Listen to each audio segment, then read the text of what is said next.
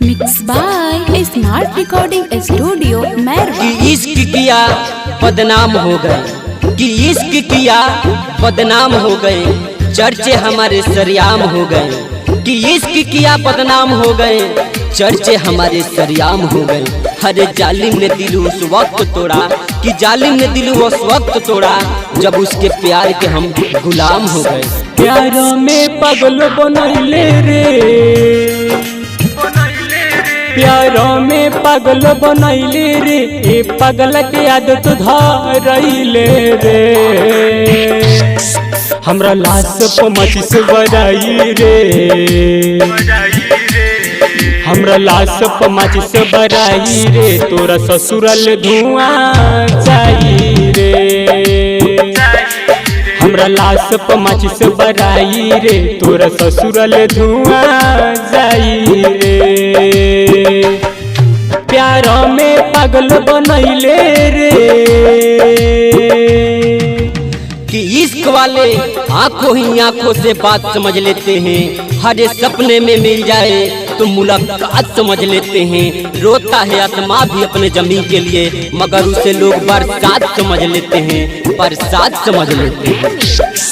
प्यार कर के ही सिखैले रे,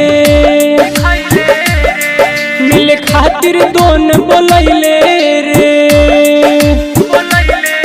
आदत ही तोर धरावल ह, प्यार करे के सिखावल ह। छोड़ के हम के ते जाता रे,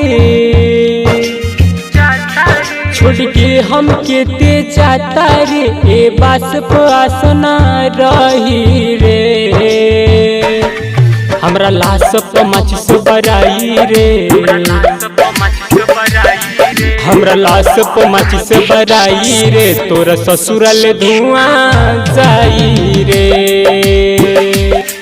हमरा लाश पे माचिस बराई रे, तोरा ससुरल धुआं जाई रे। नजरिए हया ह, हरे नजरिए कया ह पगली, हरे नजरिए हया ह, नजरिए कया ह पगली। नजरिए नजर के नजर से मिलावेला, नजरिए नजर के हरे नजर से मिलावेला। नजरिए के मारल, हरे नजरिए के मारल पगली, केहू बचिए ना पावेला, केहू बचिए ना पावेला। राइटर रजनीश के लाश पर जन कर पगली विश्वास रे।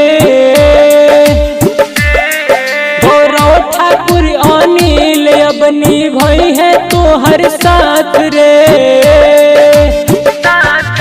गौतम राहुल सूरज चंदन के,